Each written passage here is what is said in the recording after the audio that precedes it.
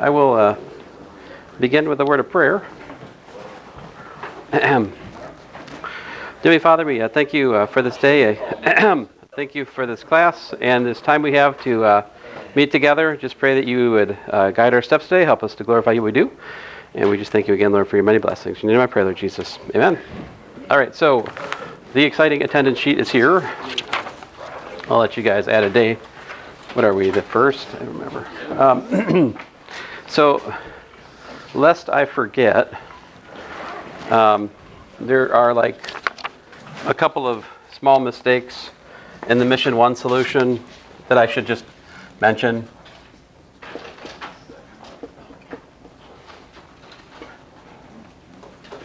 So like, it was pointed out to me this morning that in problem 8, part C, that actually C3 is supposed to be 1 over the square root of 2.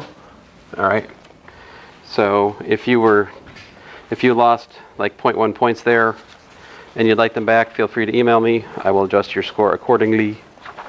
And the other thing I already mentioned in the announcement, but just to emphasize, like part C and D of the problem 15 solution,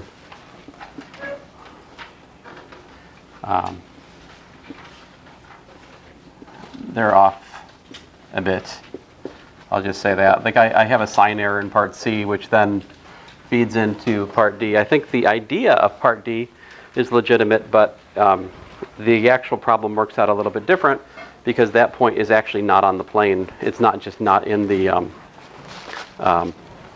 parallelogram there. All right, so there's that. Any questions before I go on here?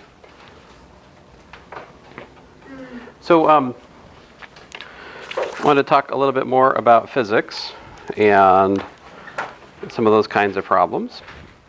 So first, I wanted to, if I can find it.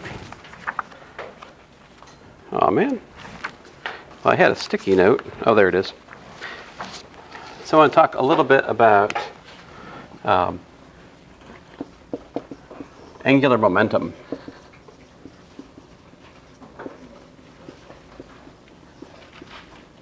And torque. Okay, so like in physics, we can study the angular momentum for if you have mass m and it has position r, let's say, and velocity v equals to dr dt, right? Then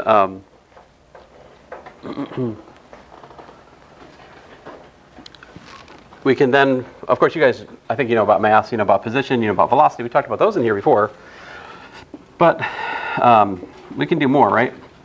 We can talk about momentum, just regular linear momentum. That's p vector, which is equal to m times dv dt. So, my bad, m times v, rather. So mass times the velocity is called the momentum. All right? So, let's see here. One thing we could talk about would be like mass times acceleration, right? That's equal to the net force. So for m constant, we also have m dv dt is ddt of what? We can bring the mass inside, right? Bring the mass in, if the mass is constant, we can bring it inside the differentiation. But mass times velocity is, well, that's the momentum. So you see what this is dp dt, and that's equal to the net force. So this is an alternative form of Newton's second law.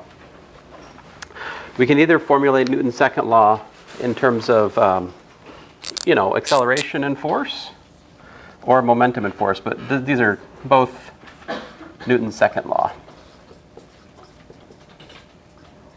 All right, so now that everybody's here, I can go on. How about angular momentum? How do we define angular momentum? Well, for a point mass, angular momentum is defined as a vector, and it's actually r cross the linear momentum. That's the cross product.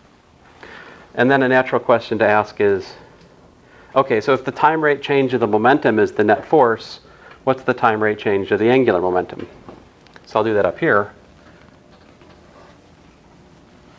dl dt, what's that? Well, we're talking about ddt of r cross p, yeah? So what did we learn? If r and p are both functions of time, what do we have to do here? When we differentiate a cross product, we have the product rule. Yeah. So you see what this gives me is dr dt cross p, right, plus r cross dp dt.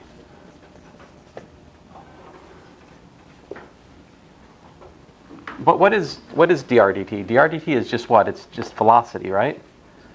So if I rewrite this, this is really the mass times the velocity cross the velocity for the first term. See what I did there? I put back in that momentum is mass times velocity, and I pulled the mass out because it's just a constant. So like this term is exactly that term, right? And how about dp dt? What did we just say? Well, dp dt is the net force, right? So this is plus r cross the net force, right? What's v cross v? 0, right? So this is r cross the net force. And so this shows us what we have then is that the time rate change of the angular momentum is equal to the net torque. So this is well, this is Newton's second law in angular form, is what it is. The Newton's second law for angular momentum is given by that. Now, what's the torque? Here, what's the net torque? It is defined right here. This guy right here is the net torque. So torque is generally a vector quantity. Yeah, question? So the direction of the torque is basically, it points in the direction around the axis in which you're spinning in the positive sense. So like if your torque, for example, was pointing out at you, that kind of torque results in a twisting motion that you get by the right-hand rule like this. So it would be like a counterclockwise spinning. If the torque, on the other hand, pointed into the board, that would correspond to creating motion, which is like a clockwise spinning motion with regard to the way my hand's moving right now, all right? So cross product and calculus, these are important to like physics 231, and here you go. This is like 50% of the course. No, I don't know, 40% of the course. But of course it takes time to dig into these things and work word problems and stuff, but that's a good bit of the mathematics right here. So, yeah. What does L represent? L is angular momentum. Thank you.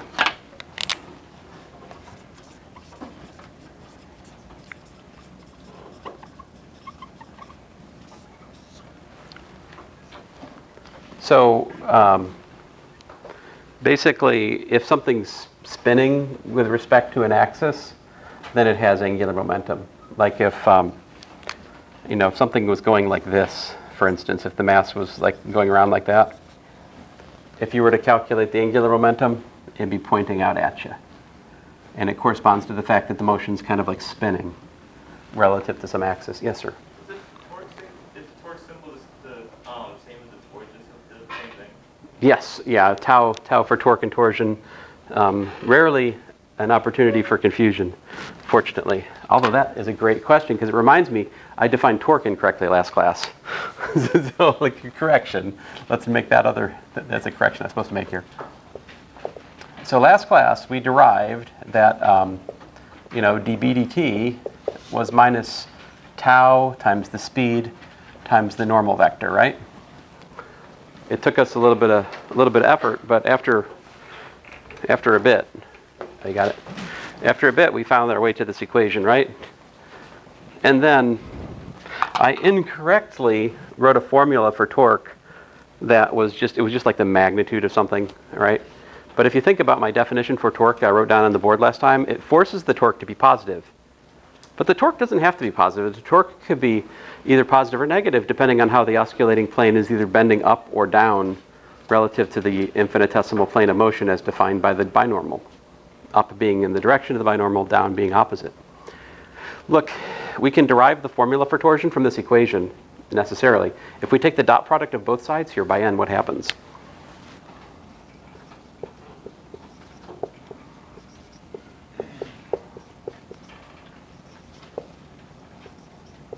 Right, take the dot product of the equation. What's n hat dot n hat?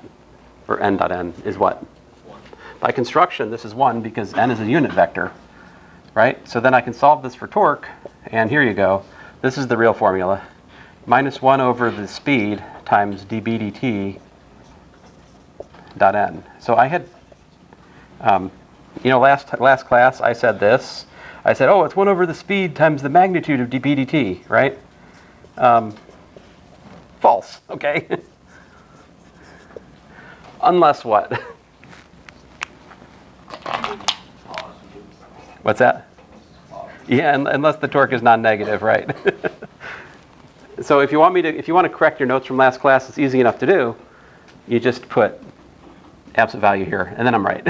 but I didn't do that because I don't know. You thought it. Yeah, oh, that's what I was thinking. Yeah. Well, that's very magnanimous on your part, but no, I think it was just a mistake. So the torsion could be positive or negative, depending, again, on whether the osculating plane is bending up towards the binormal as you go along the curve or down away from the binormal as you go on.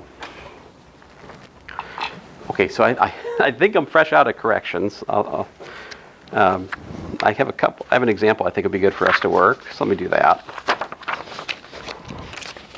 So,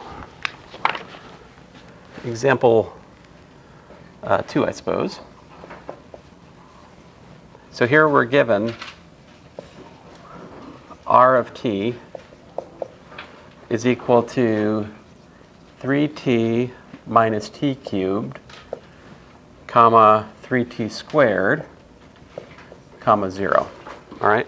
And the question here, and this is example 2.3.13, is to find the normal and the tangential components of the acceleration. All right? Find a sub n and a sub t for the acceleration.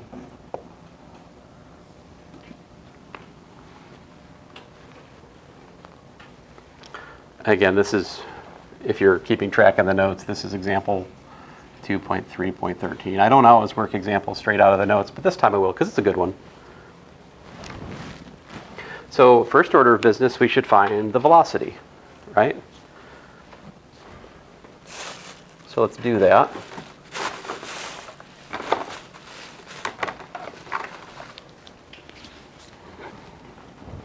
This is my son, Benjamin, by the way.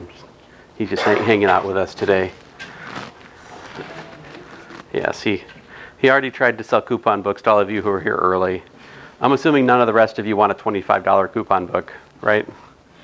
Right, very good. So, I told you you couldn't sell any in here. I didn't. Didn't believe me. I sold them at the math department. Yes. But I went Well, those are adults. Those are people with cash money. They have families to feed. It's a different thing. These are called students. They eat at this thing called the cafeteria, or the Rot as it's known, or other places. But anyway. So we've got 3 minus 3t squared, 6t, and 0. There's your velocity, right?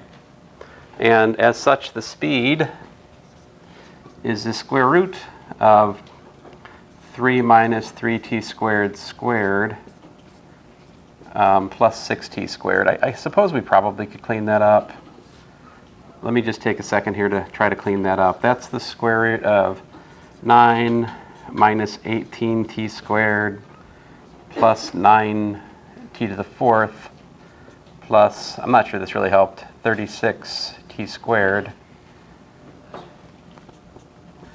That is the square root of 9t to the fourth plus 18t squared plus 9.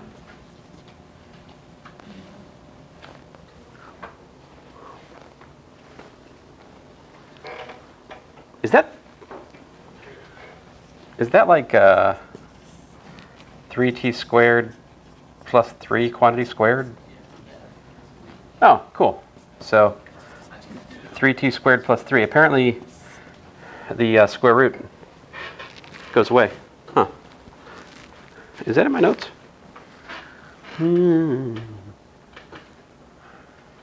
Huh. Actually, I never, you have to go to example 2.3.14 before I mention, oh, hey, by the way, the speed, I say I show it in this example, but I don't know. I don't see it. Anyway, there it is. So the speed is this, hooray. So what's the unit tangent? It's, 1 over 3t squared plus 3, right? Times this 3 minus 3t squared, comma 6t. I guess we could, if you guys would like, maybe we should factor a 3 out of this thing. Yeah? Let's factor the 3 out. So we've got what? We got 1 over t squared plus 1. Factoring the 3 out, I canceled the 3 out here. That leaves me a 1 minus t squared in my x component. And what's my y? Like, what, 2t? All right. Excuse me. There we go. So there's our unit tangent. Next up, we should calculate what? Yeah, the derivative of what? The derivative of the tangent? Well, well, I mean, we could do that, I suppose. There are two paths to go down here, right? The one would be to I mean, maybe that would be good. Maybe it would be good for us to calculate the normal. But there's another way. If we calculate the acceleration here, it's dv dt, right? Which in this case is, what you got? Minus 6t, 6, 0. Great. And then the tangential component to the acceleration is equal to a dot t, right?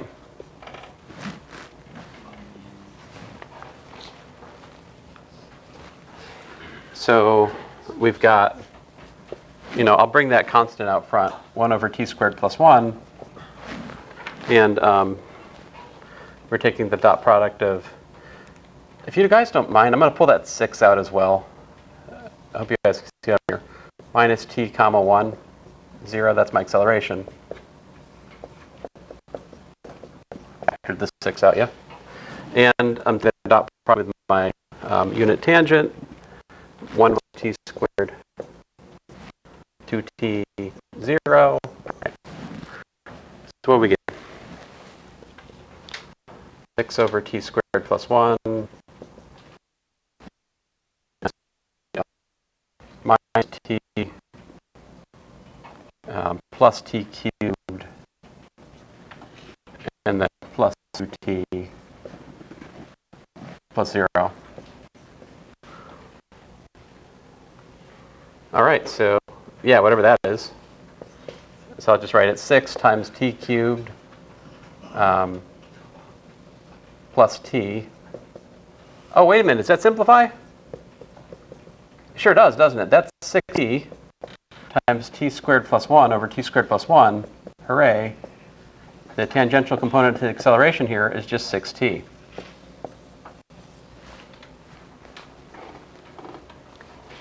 That's wild. Actually, it's really not wild. In fact, it's really, really dumb. See, because the other component for the acceleration, tangential acceleration, is s double dot, right? And that is the derivative of s dot, which is the derivative of v. But what was the speed? If we do our algebra, you see, this is one of those places where not simplifying the speed would exact you a heavy price. If you differentiated the square root, that would be much less pleasant than this, wouldn't it? So there are two paths to go down here. In terms of finding the tangential component, you can either differentiate the speed, right, to calculate the s double dot. The time rate change of the speed is the tangential component of the acceleration. Or, of course, we can actually just straight up calculate the component by taking the dot product of the acceleration with the unit vector in the tangent direction. These are two different ways, yeah? Most of the time you're going to do it with the dot product because the speed can usually be very complicated. I really have no preference. I think these are, it depends on the problem, which one's easier. Yeah. Now, the normal, there's two paths to go down there as well. So the normal, one way we could calculate a sub n, right, is to say, oh, okay, well, that's, the square root of a squared minus a sub t squared, right? Since a squared is equal to a sub n squared plus a sub t squared plus a sub n squared, because why? Remember the tangent and the normal are perpendicular. And as we argued last class, the normal is necessarily positive, because remember that the normal is given by kappa v squared, which is non-negative. As such, I can use the positive square root to pick out the normal component. The normal component has to be positive by the calculus here. But we can also rightly calculate this straight up, because like the magnitude of a squared is what? It's like, 36 times t squared plus 1, right? Do you see that? Up at the top, if we calculate the length of A, this tells me that the length of A, it tells me that A dot A is 36 times t squared plus 1, right? So therefore A squared is, like I said, 36 times t squared plus 1. That's the length squared. So I put that down here, and then I'm supposed to subtract a sub t squared. But we just learned that a sub t is 6t, so we've got 6t squared. So what's my normal?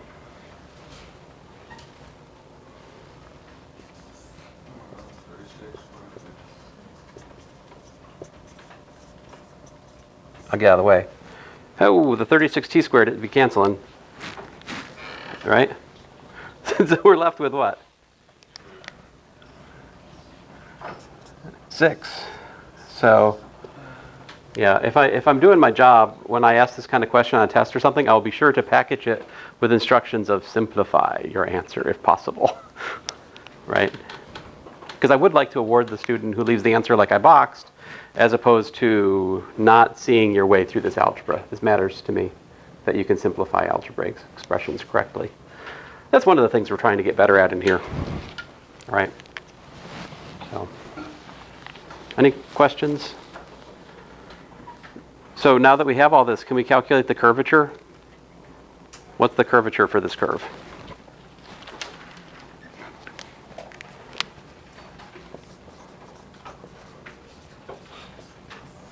Well, we know that kappa is equal to a sub n divided by v squared. So what are you telling me? That's what, 6 divided by what? The speed was, 3t squared plus 3, right? So we have, 3t squared plus 3 quantity squared. If I simplify that, that's 6 over 9 times t squared plus 1, quantity squared, also known as, 2 over 3 times t squared plus 1, quantity squared. So there you go. That's the formula for the curvature of this path. And if you wanted the, radius of the osculating circle, you could take the reciprocal of that, all right?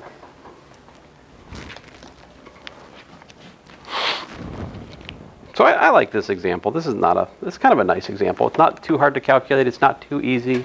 It's not just the helix again, right? We do the helix a lot in here. Make sure you own the helix example. Like, know that one forwards and backwards and upside down. That would be smart. Not just to memorize the answer, though, but to be able to drive it, as we did. What's the torsion for this curve?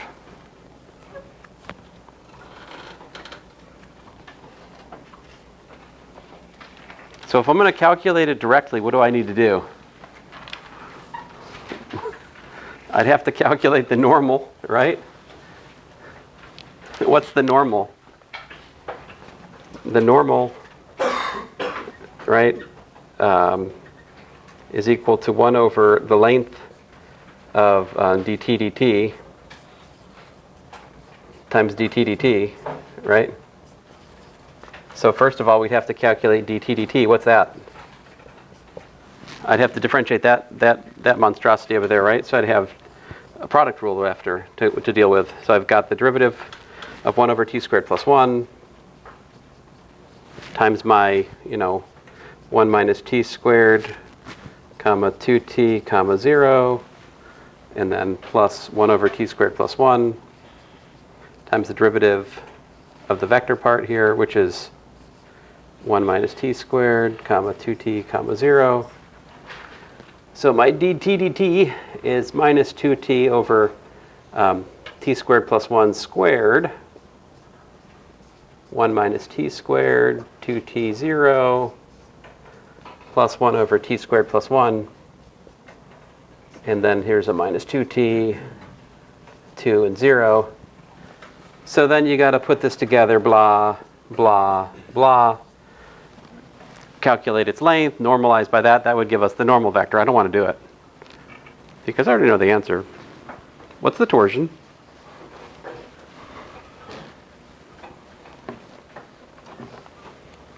Yeah.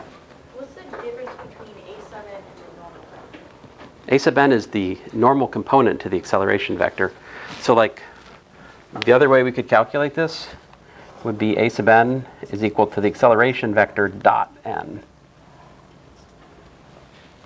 So like we proved last time that the acceleration can be written as a sub t times t vector plus a sub n times n vector. It turns out that the binormal component to the acceleration is necessarily 0. So like sort of the most direct kind of, well maybe dumb's the wrong word, but kind of dumb way to calculate a sub n is to straight calculate n and take the dot product of a with n to pick off the component. But this comes at the cost of actually calculating the normal, which in this case is a royal pain, right? After I'm done with all of that, I take the cross product of t and n to find the binormal. Again, unpleasant. After all of that, I have to calculate, according to the middle board, dB dt, and take the dot product of that with n, divide by the speed, and then finally there's my torsion. But what's my torsion equal to? Yeah. Is it just zeros? It is just 0. Why? Because the z component of the original vector is just 0. Exactly. So this whole curve, right, is a planar curve. It's all happening inside z equals 0. I don't care what this thing looks like. Exactly. It always has binormal vector z hat is b. Well, plus or minus z hat, I'm not sure. But the binormal vector to this curve is manifestly z hat because it lies in the z equal to 0 plane. It is a planar curve, and planar curves have 0 torsion. I don't actually have to directly calculate it here. There's a trick. I would highly recommend not directly calculating it here. Anyway, yeah. So where did we get the formula that the curvature is a n over b squared? Oh, that was from algebra, right here. So I just solved that for kappa. So I took a sub n and divided by the speed squared. Yeah. Yeah. Would the torsion still be 0 if like the x or y component was 0 instead of the z component? As long as there's some plane which the curve fits into, it could be x. If the equations for the curve, the path that we're looking at, solved x plus y plus z equals to 17, that would still mean that that parametrized curve lies in the plane with normal vector 1, 1, 1. It's still a planar curve. It doesn't have to be z equal to 0. It could be y equal to 0. There's infinitely many different planes to pick from. Yeah. Gotcha. Uh-huh. So I wanted to show you guys something a little bit more adventurous here before I forget. So one of the things we can do with, so yeah, the answer is the torsion 0. And by the way, if you can help it, try not to do the calculations I'm just trying to do there. I mean, it's healthy to do them and see that it works out to 0, but inclined to not do that at the moment because I want to show you something more interesting. And so you guys have heard of Kepler's laws? Yes? So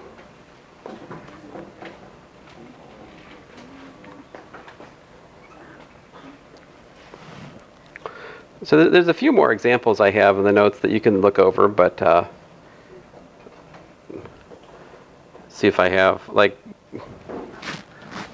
well, eventually this thing will work, but what are you up to? Nothing. My apologies. Okay, good. Are we zoomed out enough? That's cool. Good. Whoa. So, one of the harder calculations in my notes is like I actually calculated the arc length of the constant acceleration motion. So, like, you know, if you throw a marker right like this,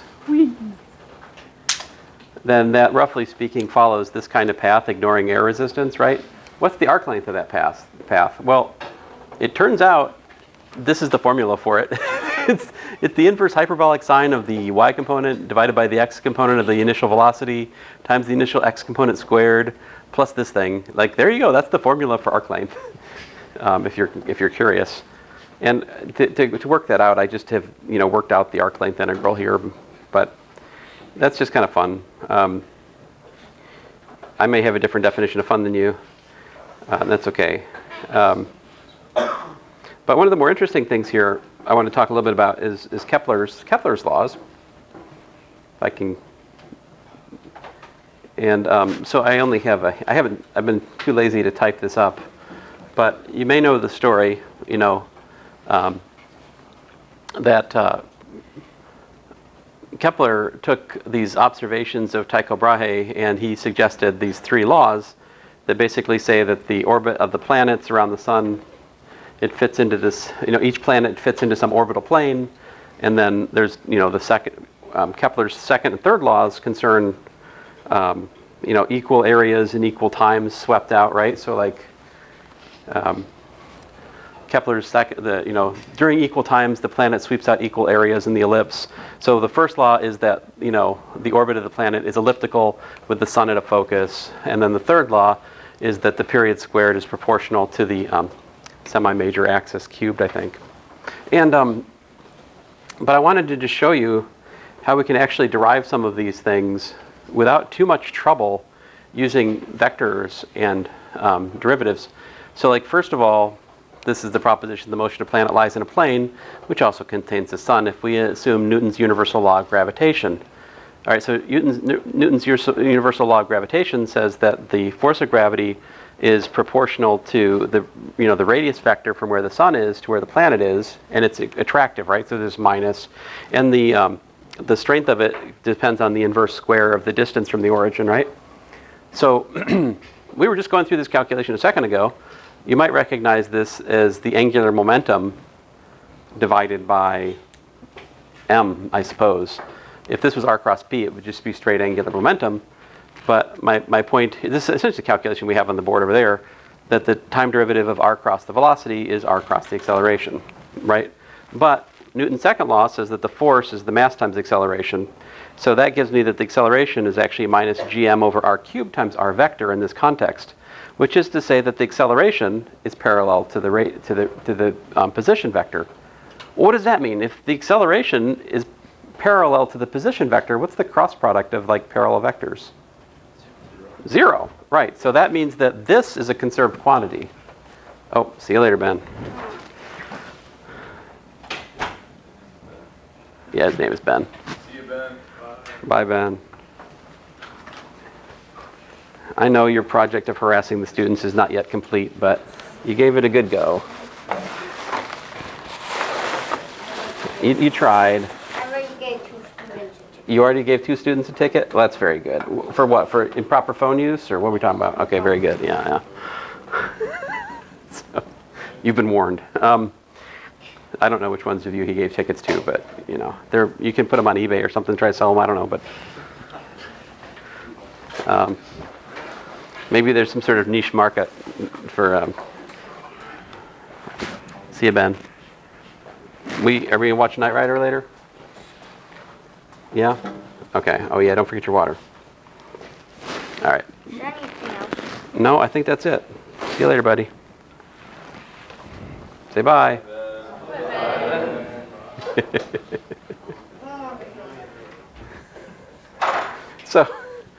So that means that the derivative, if v is governed by Newton's universal law of gravitation, as it is for a planet orbiting the sun, that means that this derivative of this quantity is 0. That means that this is a conserved quantity. It has to be equal to a constant. So r cross v then has to be equal to some constant vector. And that allows us to prove that the planet's orbit is an ellipse with the sun at one focus, because we can calculate here that so first of all, r cross v is actually like this, but you notice that I can differentiate the derivative of the position vector. It has a directional piece and a piece which depends on the rate of how the directional piece is changing. Anyway, this calculus shows you that you can simplify r cross v as this, and then if I calculate a cross c, I've got this cross that. But notice that we end up with a triple product, like r cross, not a triple product, but a cross of a cross product, which I can rewrite like this. And then there's this, you remember the bonus problem in mission 1? Maybe you do, maybe you don't. But there's this thing called the back cab identity, which allows me to simplify a cross product of a cross product as the difference of dot products times the vectors that are being crossed on, like such. That's 0. It gives me this. I get gm dr dt, which shows me that gm r hat is equal to a cross c. But remember, a cross c, we already knew, I think, is a constant. Well, anyway, let me go on here. So I have then, if you put everything together here, have that the derivative of this is equal to the derivative of that, which means that this thing has to be equal to that thing plus a constant. But if you drill down into this, you can see that you actually have the mathematics of an ellipse down here. So like c dot c is this, which is that, which again is this. And then if I rewrite it, lo and behold, I have that the radius is equal to gm over d plus cosine theta, where theta is actually the angular, like the polar coordinate in that plane. And lo and behold, we find that the radius relative to the plane that we found has to satisfy this equation, but that's the equation of a ellipse in polar coordinates with eccentricity e. And yeah.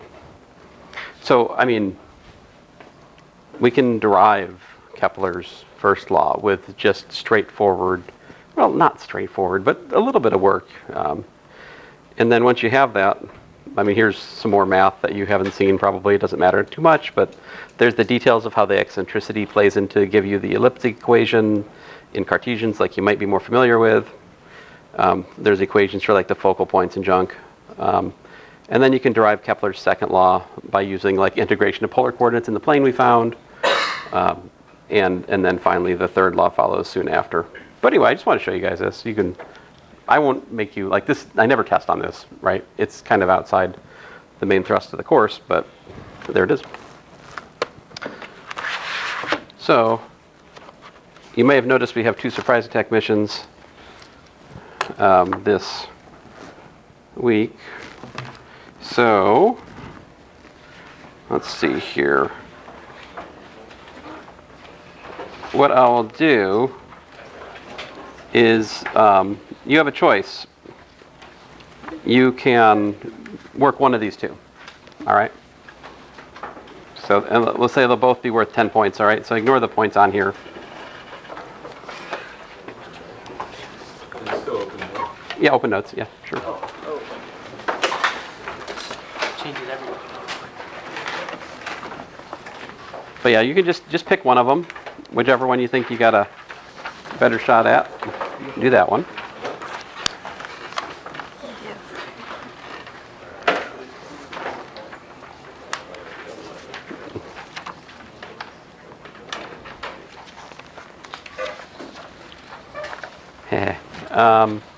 All right, so there's more in the back coming over. I can't count. Got extras. Couple. Wait, so you do problem 1, problem 2? You can just pick either problem 1 or problem 2 to do. Yep. So the way this will work is I give you 1 point for your name, and then you can either earn 9 points for problem 1 or 3 points for each subpart of problem 2, like 3 points for part A, 3 points for part B, 3 points for part C. If that makes sense. Everybody got one?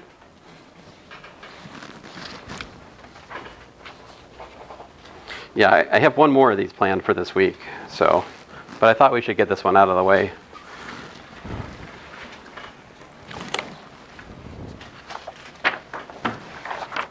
Oh, I should probably stop the video. By the way, do we have to make it collide for part B?